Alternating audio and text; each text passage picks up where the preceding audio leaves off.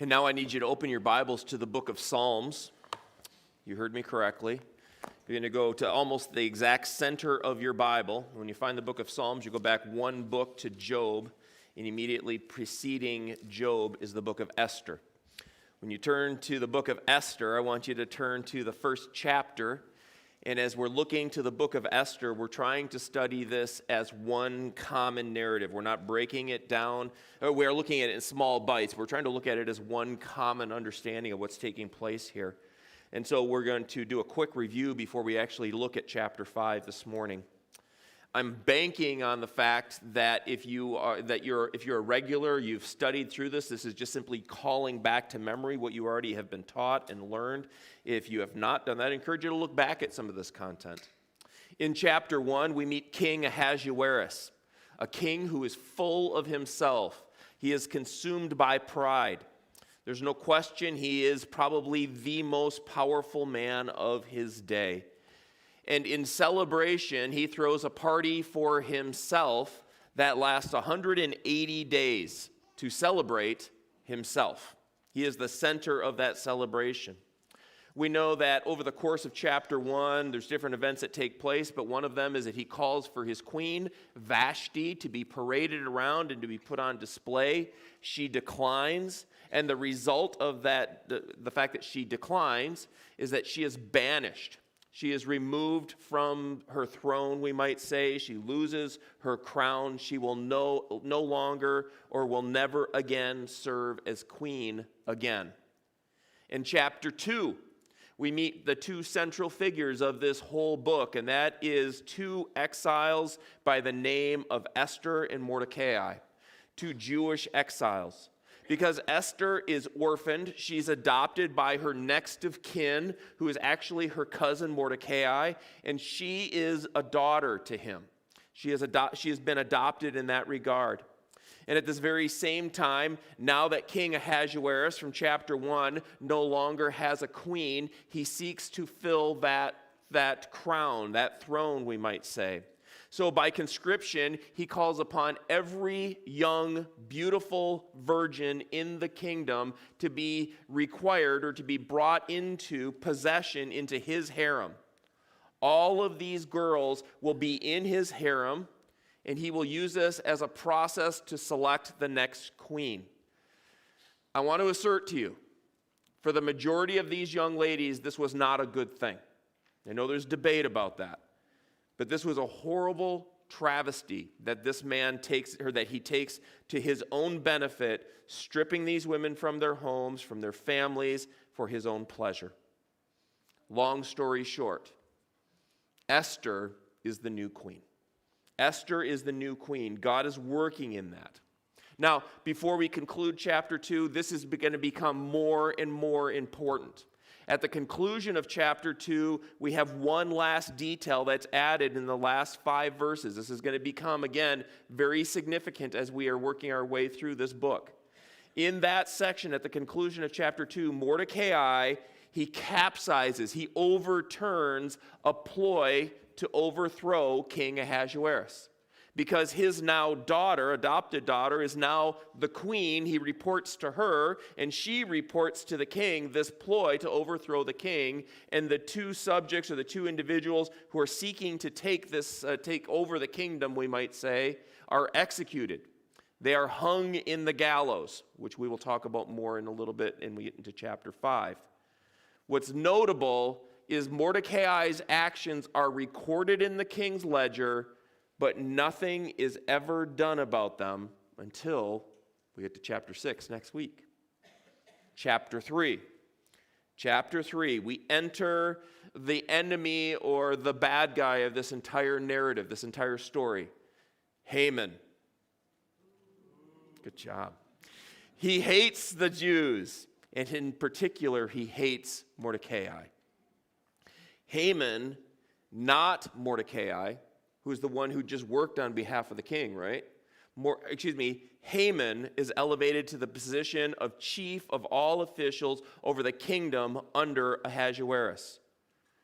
By edict of the king, who is being led or prompted by Haman, what we recognize is that this edict goes forward and that everyone is to show homage. Everyone is to bow and show respect to this Haman, and he loves it.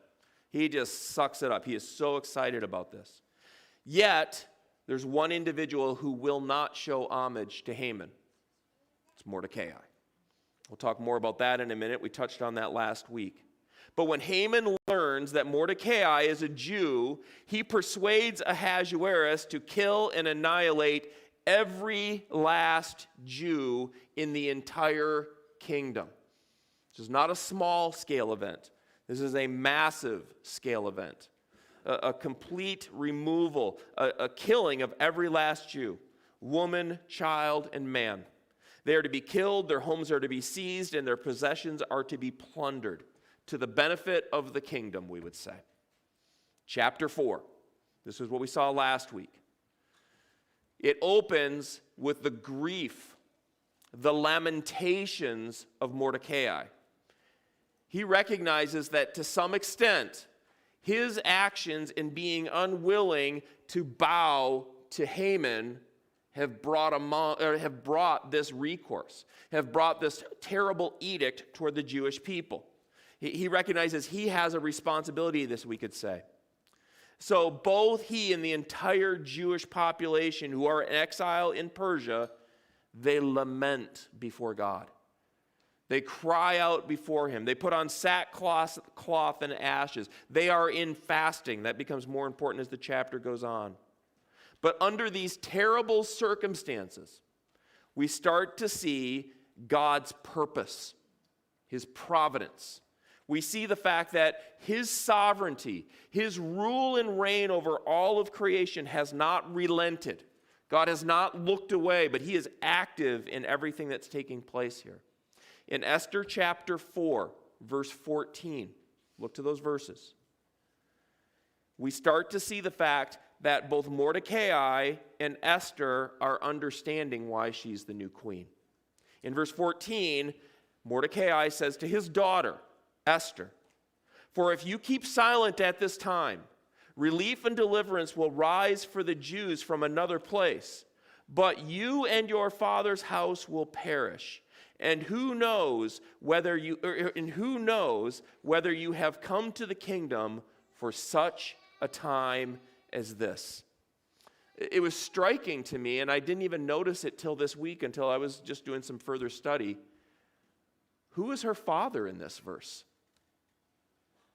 Is he talking about her biological father, or is he talking about himself? It's an interesting question.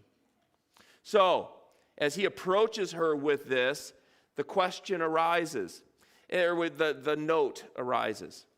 At first, Esther responds to this with fear. She knows, all the servants of the kingdom know, that if you approach the king without invitation, and unless he extends his scepter toward you, it is immediate execution, maybe even the gallows. However, in the end, she resolves to act. Esther calls for all of the Jews in the city, the citadel of Susa, to fast. The word's never used, but by implication, we assume this means to pray. She never says to pray, for 3 days. And after the season of fasting and prayer, she will then approach the king. Chapter 4, verse 16. It says, the last part of it, "Then I will go to the king, though it is against the law, and if I perish, I perish." Just a very strong proclamation of her trust and dependence upon the Lord. This is where we left things last week. Her surrender, her willingness to serve the nation of Israel to the glory of God in complete reliance and dependence upon God himself. Now, King Ahasuerus, he may think that he is the best of the best. He may feel that he holds the lives of all of the people who are subject to him in his kingdom in his own hands. He might even think bigger than that. He might even think that those outside of his kingdom are in his hands. But God, is the King of Kings. God is the Lord of Lords. He is the one who directs the king's heart. He is the one who is sovereign over all of these affairs. Esther and Mordecai, when we empathize and we try and put ourselves into their shoes, not just reading this as a story, but what is taking place here, and we empathize with them, they may feel that their circumstances are wrong. They may feel that they're unjust. It may appear to them, at least on the surface, that God is not in control. But God is always in control of our lives. He is sovereign. That never escapes the reality of who he is. He will always accomplish his perfect purpose. And our understanding or perception of that is irrelevant. It doesn't change who God is. Mordecai and Esther may not understand that, especially in the first half of this book. It's starting to come into focus for them now. The passage that we've looked at more than one time is Romans 8:28. We recognize the fact that the book of Esther is a living out of the truth of what Romans 8:28 teaches us. And we know, for that those who love God, all things work together for good, for those who are called according to his purposes. So today we have a 2-point outline. Very simple outline again from this entire chapter, chapter 5. This is the outline. Esther's plan, Haman's plan. We see that broken almost right down the middle, verses 1 to 8, and then verses 9 to 14. This entire chapter pivots on these two diametrically opposite plans. It's not just the fact that we did a cute little similarity in the fact that Esther's plan, Haman's plan. That's how this entire chapter pivots. It's about one plan in opposition to another's plan. Esther's plan, think about how chapter 4 closes, is founded in prayer, in fasting, and lamentation before the Lord. Haman's plan, on the other hand, is rooted in hate. It's rooted in revenge. It's rooted in his pride. Esther's plan is selfless. It is sacrificial. It is purposed to save the lives of her people. Haman's plan, on the other hand, is purposed to annihilate the lives of the Jews. Just think about how contrasting those points are. One plan, Esther's, by God, will ultimately bring salvation. The other plan will finally bring destruction. First point in the outline. Here we go. Number 1, Esther's plan, verses 1 to 8. This is what the Word of God says as we see the first 3 verses of that section. On the 3rd day, Esther put on her royal robes and stood in the inner court of the king's palace in front of the king's quarters, while the king was sitting on his royal throne inside the throne room opposite the entrance of the palace. And when the king saw Queen Esther standing in the court, she won favor in his sight, and he held out to Esther the golden scepter that was in his hand. Then Esther approached and touched the tip of the scepter. And the king said to her, "What is it, Queen Esther? What is your request? It shall be given to you even to the half of my kingdom." Boy, it just seems like all of a sudden chapter 5 opens with just this grand announcement. This is a powerful statement. We read sections like this and we kind of gloss over them and say, oh good, it's turning in the right direction. But just grasp the gravity of the kind of things that are taking place in those 3 verses. Powerful things that are happening. In verse 1, for Esther, there is no more hesitation. In chapter 4, we saw lots of pauses. Remember that poor Hathach, the servant who made all these trips back and forth and all of these conversations that take place between her and Mordecai? We turn to chapter 5, and it happens. She takes action. There's no more hesitation. There's no more excuses. There's no more messages sent back and forth. On the 3rd day of the fast, which has been called by the queen for all of the Jews in that city of Susa, at that time, at that conclusion, She just simply takes forth, she prepares herself, she puts on her royal garments, and she moves. She does something. Again, it says she put on her royal robes. She stood in the inner court of the king's palace in front of the king's quarters, while the king was sitting on his royal throne inside the throne room, opposite the entrance to the palace. She has a complete and total faith, a reliance, a resolve to do as the Lord desires her to do. Again, chapter 4, verse 16. She says at the conclusion of that book, or that chapter, I will go to the king, though it is against the law, and if I perish, I perish. Just ponder this again with that empathy we keep touching base on. When she passes through that door into the palace, not into the palace, but into that inner courtroom where the throne is and where the king resides, when she takes that step, she has no idea what takes place next. We think of that in a similar way as the priests lead the people into the promised land and they take that first step into a flowing river as they carry the Ark of the Covenant. They don't know, but they trust God because this is what God has told them to do. This is what we see happening here. She walks through that threshold, and to her knowledge, for as much as she knows, she's dead. This is the end of it. But her prayer and her fasting was not a ploy to stall. She had resolved to act. When she was asked to do something, she was prepared to do it. She was set to do it. And when we have to think about this as well, she called on the Jewish people in Susa to fast and to pray, to go before the Lord, to lift up this circumstance, to work in that regard. Sometimes when we're asked to do something and we know full well this is what God's will is, this is what God desires us to do, sometimes we will hear someone and maybe we might even personalize it and say, yeah, I've responded that way. Let me have some time to pray about that. Often we recognize that kind of a response may sound really spiritual, but it's just a ploy to say, I'm not doing that. Esther calls on the community of Jewish believers to pray. This is not a stalling method. Prayer is a dependence upon God. This was not a matter of revelation. This was not that God would give her a revelation that she would know what to do. This was a matter of saying, God, I am absolutely dependent upon you.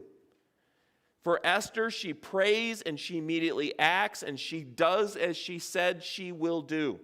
Remember how chapter 4 closes. If I die, I die. My life is in the Lord's hand is essentially what she's saying there. Chapter 5, verse 2. It's easy again to glaze over some of these verses, but consider the weight, the significance of what's taken place here.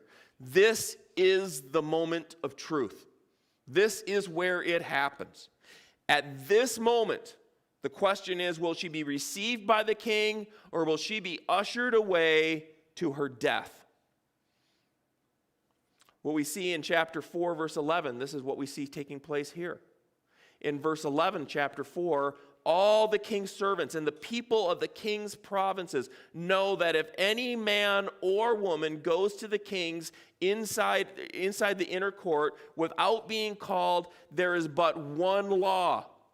There's no gray areas here. To be put to death. So this is that moment of truth. This is when everything takes place. She walks into that inner court, and there must have been a resounding gasp. The text doesn't record it, but we would recognize the number of people that would be in a chamber in a place like this, his advisors, his stewards, the people who care for him and watch over him. And in walks the queen unannounced and without invitation. Everyone in that room, the king, the queen, and everyone who observed, they knew the weight of what was taking place in that moment. And here she comes. She walks into the room, and she is acting on what God has called her to do for such a time as this. It brings us to a passage that's so familiar in the New Testament, but we recognize this. If you want to turn to James chapter 2, you can. But what's epitomized in this section is that faith without deeds is dead. Let me summarize some of just the key passages or sections out of that passage. In verse 14, James 2, what good is it, my brothers, if someone says he has faith but does not have works? Can that faith save him? Now, bring this to the James passage. This is absolutely related to salvation. This is the teaching on the fact that salvation is by grace through faith alone. And in that salvation is received by God's grace through his faith comes transformation. There's a change that takes place in our life. It's related to what we do. Now take this to what Esther's doing. What we see her is we see her taking action because she's trusting God. It's not enough to say, God, I believe you, and do nothing. The testing of one's faith is in our action. Esther acts based on what she believes. Let me continue on in James chapter 2. Verse 17 says this, so also faith by itself, if it does not have works, is dead. Now, in verse 18 it says, if someone says, you have faith, I have works, show me your faith apart from your works, and I will show you my faith by my works. Your faith, your trust, your dependence upon God is displayed. It's made known by your actions, by your deeds. When God calls us to obey him in his word, when God ultimately calls us to faith and obedience, to trust him as our Savior, that's displayed in the transformation and the life that we live. By the way, can we just digress for just a second? There are 4 people that just displayed their faith by the action of obedience in baptism. That didn't save them. They displayed it by what they did because Jesus told us to do this. In this James 2 passage, he goes through and he gives citation of Old Testament saints who are marked or accredited as righteous because they believed God and therefore they did what God told them to do. So this is what it says in the conclusion of the James 2 passage, verse 26. For as the body apart from the spirit is dead, so faith apart from works is dead. It would not have been enough for Esther to say to Mordecai, I believe God, and if I perish, I perish, and then go pray about it for 3 days and never do anything. She acted on what she believed. She entrusted herself to God, and her life was in his hands. She acted on what she believed. Now, the text never states this. The frustrating part about studying and teaching the book of Esther, God's name is not mentioned once. When I take the liberty and say they're fasting and prayer, the word prayer is never used. They fasted. We are not given the details. All this is, or a commentary, I should say. All it is a record of the things that take place here. So I want to be clear, the text never states this. As is true of many of the other things that we want more explanation on in this book, but it just doesn't give it to us. But I think it's reasonable to look at what takes place here in the opening portion of chapter 5 and look to Esther.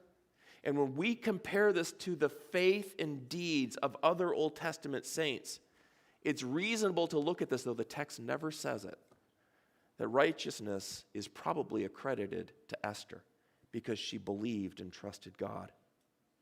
We see this through many other Old Testament saints, and it's counted to them as righteousness because they believed God and they acted. We will never know on this side of eternity if we will meet Esther in glory. But I think we might see a sampling of the fact that there's a high probability that she will be there. It was not enough for Esther to say what she said in that section of verse 16, if I die, I die. She acted. She practiced her faith. And as we see this, Esther acted because she believed God. She acted regardless of the outcome. If I perish, I perish because I trust God in these regards. Still in verse 2, chapter 5. She won favor in his sight. And he held out to Esther the golden scepter that was in his hand. This is something else that's very noteworthy from this section. Look at that statement that says, she won favor in his sight. Again, I didn't notice this till this week. That is a statement that is used time after time, numerous times in this book, talking about Esther. In verse 2, it says that she won favor in his sight. Now turn back a couple chapters to chapter 2. We see this numerous times in chapter 2. Look at verse 9. It says in verse 9, the young woman pleased him and won his favor. If you're in chapter 2, go down to verse 15. It says in verse 15, near the end, now Esther was winning favor in the eyes of all who saw her. Keep going down. Look down to verse 17. In verse 17, it says, the king loved Esther more than all the women, and she won grace and favor in his sight, more than all the virgins. So this is an important thing.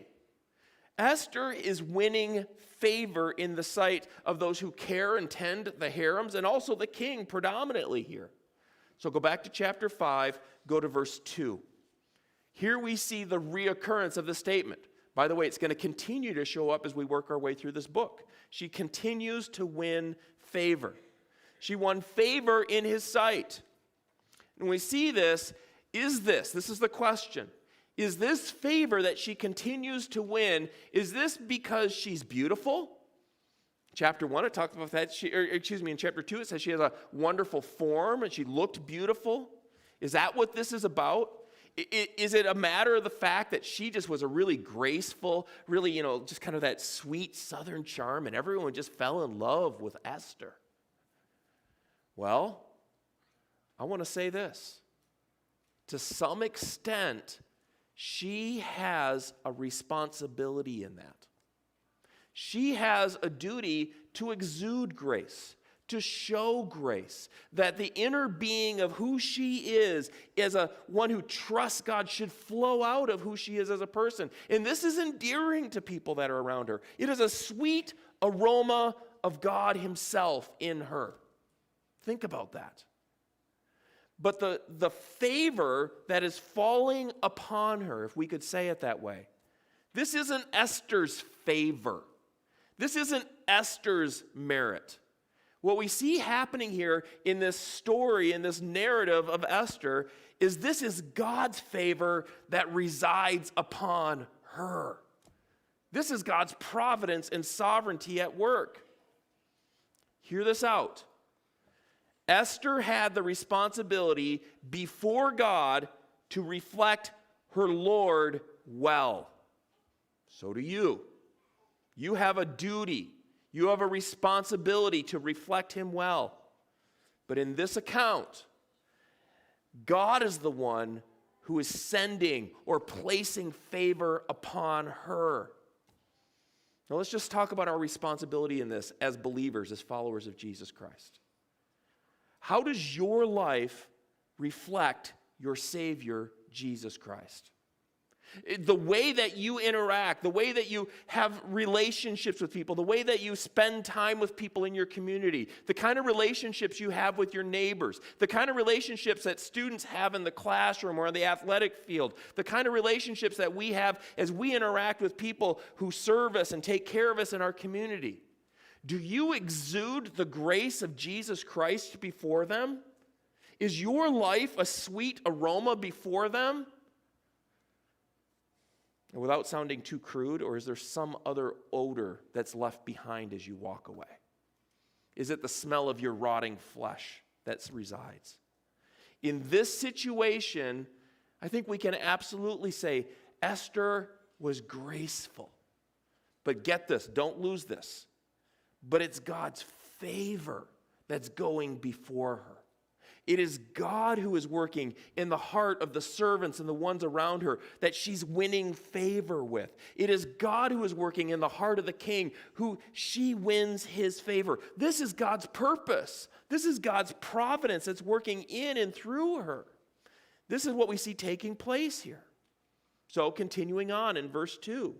We can also note that Esther has really only accomplished one part of her objective as she enters that throne room and she walks out of there alive, we might say. That's only one part of the objective. The primary objective is not to enter the throne room and survive. The primary objective is to enter the throne room and to represent her people, to petition the king in regards to the edict to execute her entire nation. That's the primary objective.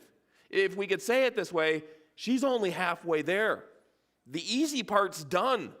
Now she has a bigger task that's in front of her. More importantly, she needs to petition the king on behalf of her people. And this is what we now start seeing take place in verse 3. In verse 3, it says, "And the king said to her, 'What is it, Queen Esther? What is your request? It shall be given to you even to half my kingdom.'" Now, in chapter 1, and quite frankly all the way through this book, we have not painted Ahasuerus in a very pleasant way, have we? He is an evil despot. He is the one who is continually serving himself. He's self-centered. He's using the lives of all these young women for his own pleasure and his own purposes. He is all consumed with himself.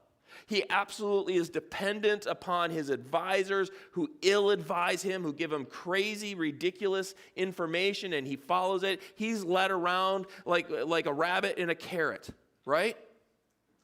In this situation, we see a different face to King Ahasuerus. What we see here is we see him offering generosity. We see him being perceptive.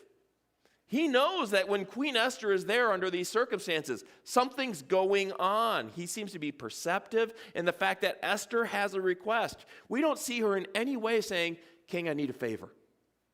She just appears in his presence and he says, "Queen, what do you need? What can I do for you? How can I take care of you?" in a sense is what he's saying. She doesn't ask. He simply offers. Which leads us to Proverbs chapter 21, verse 1. "The king's heart is a stream of water in the hand of the Lord. He turns it wherever he wills." I want to assert to you this. The perception, the grace, the kindness that Ahasuerus extends in this verse is not Ahasuerus in his sinful nature. I'm not suggesting to you that he's been transformed and he's a believer. That's not what I'm saying. But God is the one who's turning his heart. God, as much as he is sending favor and putting favor upon Esther, is also turning the heart of Ahasuerus in grace and perception and kindness. God's the one working in this. I believe we clearly see God at work in the events, the action, and the decrees that are all throughout this book. And right here, we see God in action in the disposition of Ahasuerus. This is what he is doing. He is otherwise a ruthless, selfless king. And we see something different in him here. Now, when we see the scale of this offer, it's incredible. Do you read literally what he just offered to her? Read what it says. "Up to half my kingdom." The most powerful nation on earth at this time. It says, "Queen, I'll give you anything you want, up to half my kingdom." He essentially pulled out his pocketbook and handed her a credit card with no limit, or the limit's half the kingdom. "Whatever you want, my queen, this is what you can have." Now, here's just an interesting thing that I'm just going to give a citation to. It's very interesting if you know your New Testament. It's in Mark where we see Herod, and remember the young lady who performs and dances for his pleasure, and he is so pleased by it. He says to her, "Whatever you ask me, I will give to you up to half my kingdom." I'm not quite sure what to make of that, but it's a powerful statement. What does she ask for as up to half the kingdom? The head of John the Baptist. Remember that scenario? Esther is given the opportunity to ask for prestige. She has been given the opportunity to have power, to have influence, to receive property. She could have asked that Mordecai, her father, would have been bestowed great riches. She could have asked for limitless measures. That's the point behind this. Up to half my kingdom, whatever you want. And here we see ourselves shipped into a different part of this book that causes us to say, I want more details. The details the book does not give us. It gives us the details of what chronologically takes place, but there's no commentary. There's no explanation. And this portion is going to leave us in that place. It seems that at this moment, this is when the iron is hot. This is the moment that Esther should say, I'll tell you exactly what I want, king. You see, there's this terrible edict, and that guy Haman who's sitting around, you need to do something about this. My people are all going to die. I'm a Jew. You didn't even know it.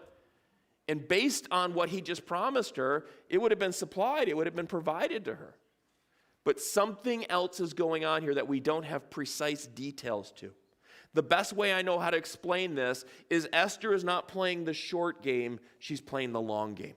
She has a strategy that's at work here. She recognizes that as she acts in the short game, this doesn't end the edict for Mordecai, that there's going to be greater ramifications.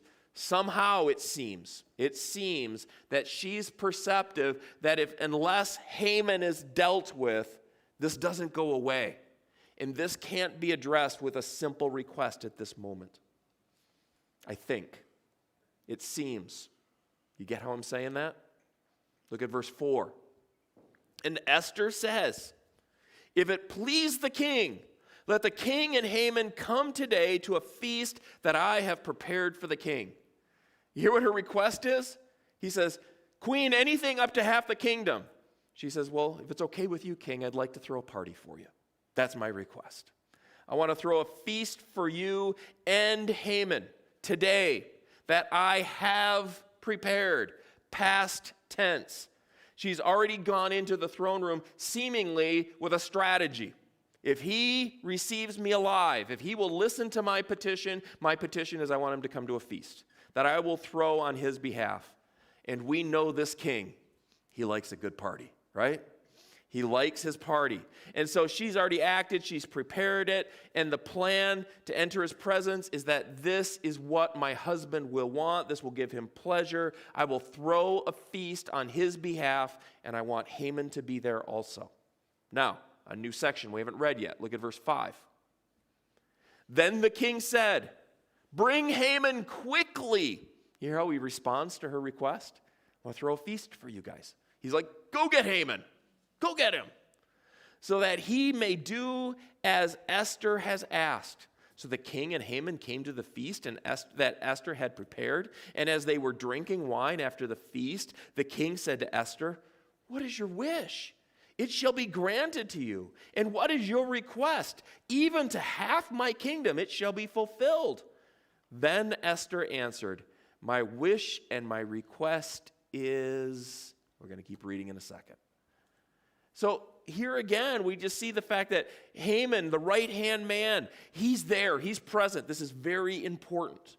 Again, the generosity is offered up to half my kingdom. It seems to be even more fortified than the first offer. Now we see verse 8. If I have found favor in the sight of the king, and if it pleases the king to grant my wish and fulfill my request, let the king and Haman come to the feast that I will prepare for them, and tomorrow I will do as the king has said. So what is her request? He's offered twice, up to half my kingdom. I want to throw another party for you. And I want this party to be again for you and Haman. I wish we had the commentary. I wish we had the explanation. But again, she's playing the long game. It would now seem that now is the time. She's really won the favor. Why doesn't she just go and make the petition on the behalf of her people? She does not act in that way. If it please the king to grant my wish and to fulfill my request. The king's curiosity is piqued. And what she says to him is, at this next feast, I'll tell you what I really want.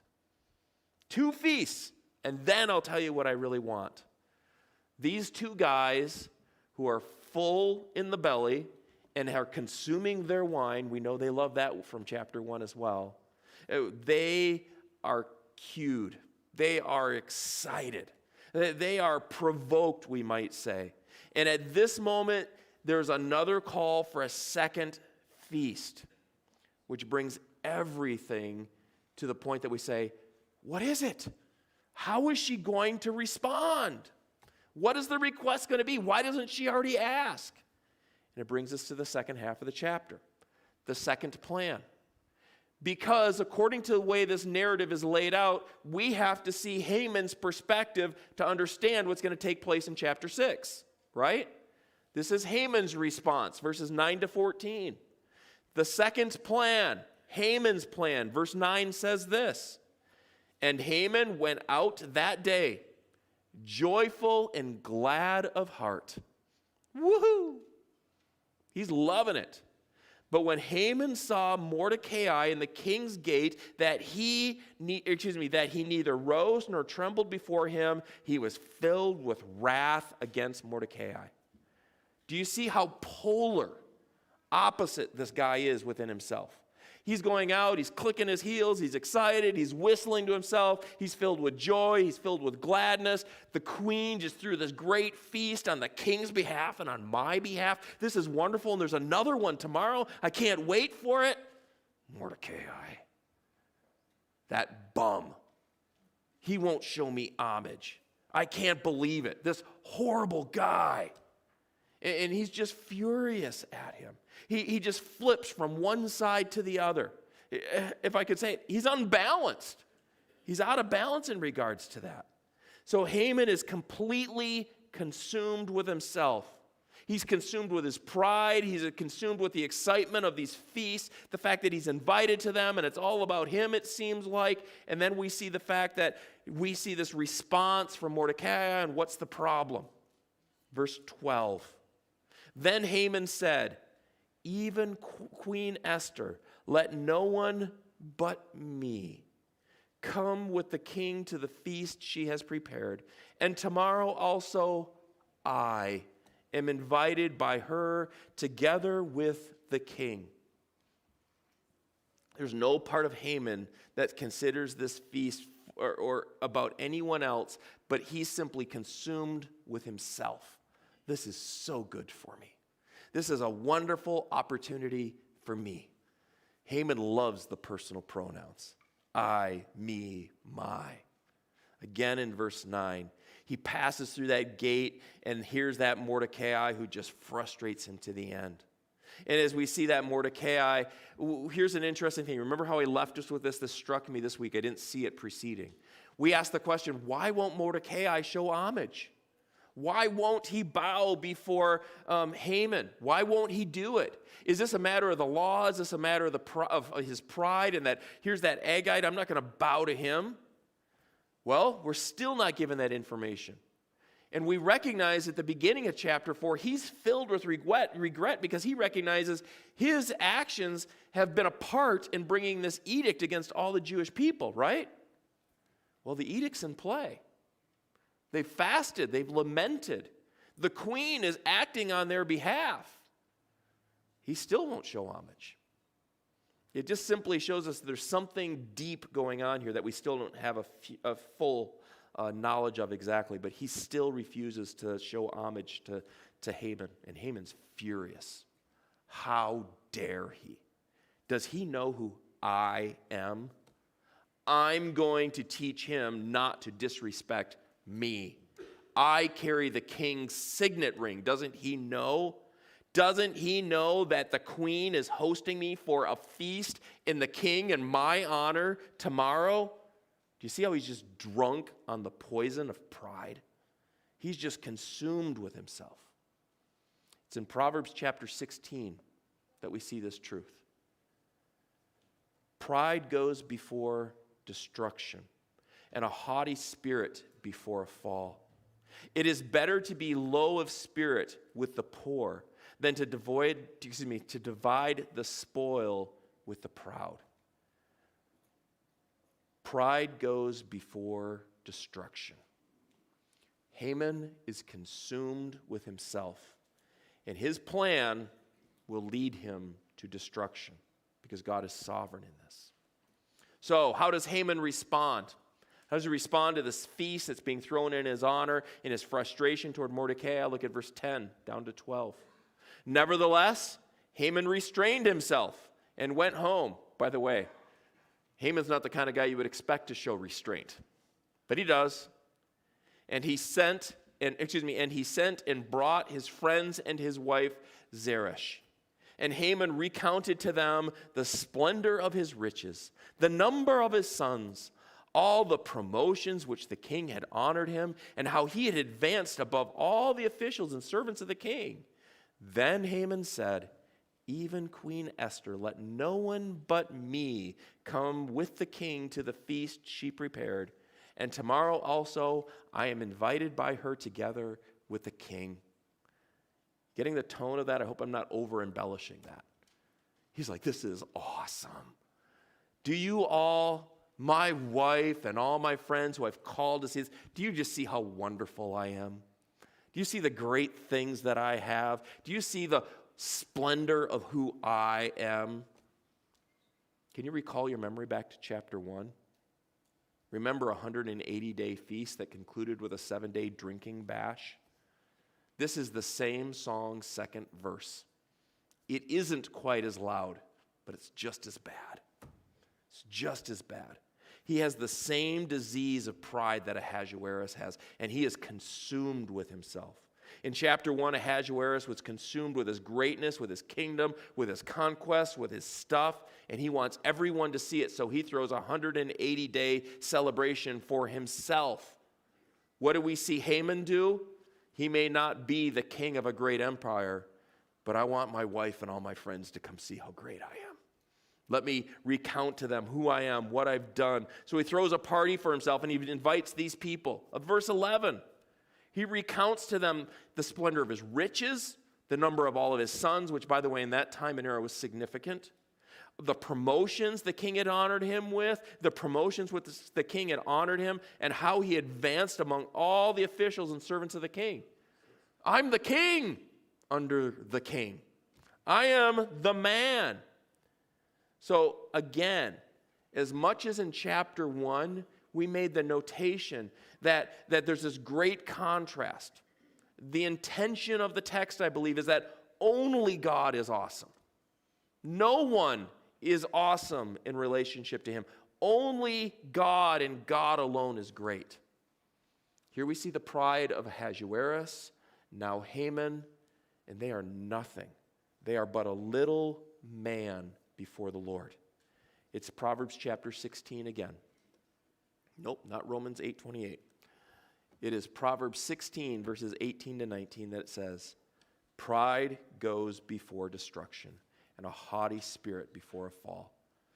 So Haman and the king are just little men before the Lord. But what is it that really, really rules in Haman's heart? Is it pride or is it hate? He has a hunger for wrath. Remember how he responded when Mordecai would not show honor or tremble before him? Wrath. He hates Mordecai. He loathes the Jewish people. He is an Agagite, the descendant of Agag. And these people are finally going to get what they deserve. It's revenge, it's wrath, it's anger, it's hate, fueled with the poison of pride, and in his case, it's powerful. Almost done. Verses 13 and 14. Yet all this is worth nothing to me. That's in contrast to all those possessions and accomplishments he just listed. All this is nothing to me, so long as I see Mordecai the Jew sitting in the king's gate. Verse 14.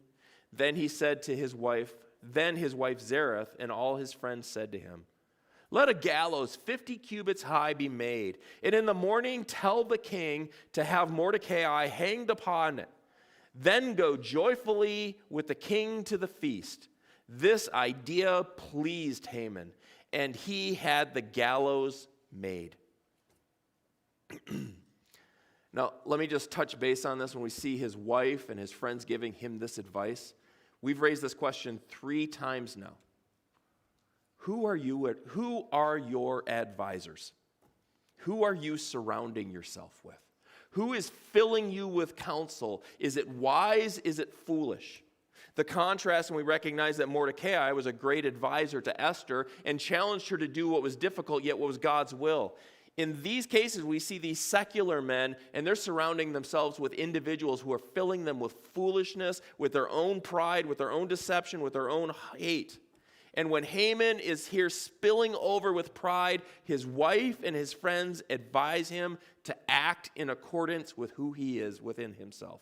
They advise him to build a gallows, a grand death machine, one raised high that all of Susa will see. That's the point of this height, is that it will be on full display, that everyone in the citadel will know who's hanging from that gallows.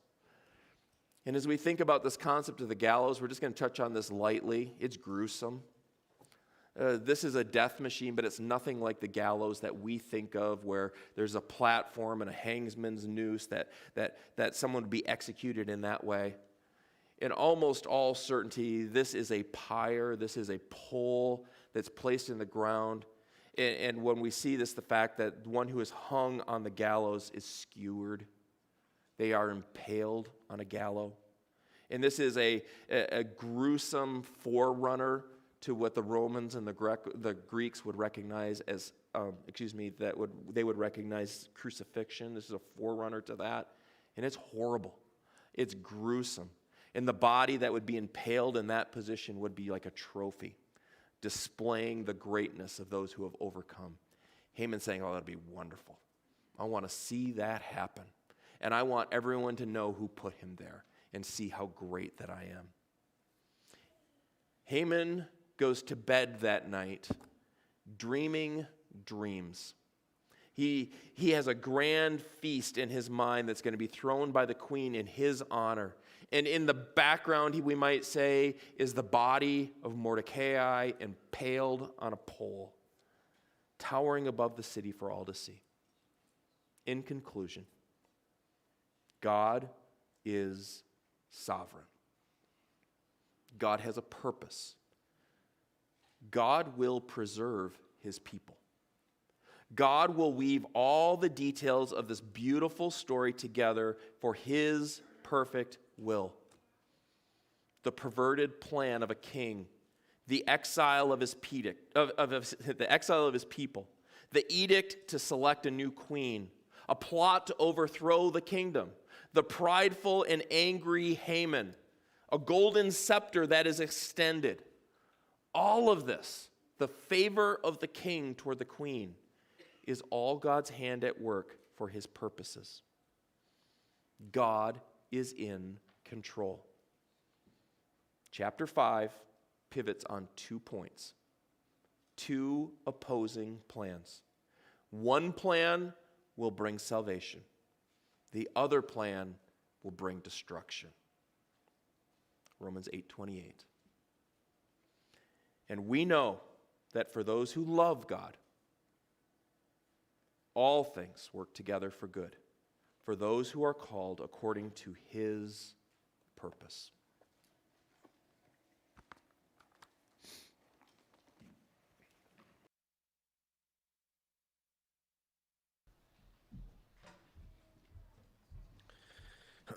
Brian mentioned it, that as much as the king thinks very highly of himself, that the King of Kings stands above that. And so that's our last song today. If you'll stand and sing with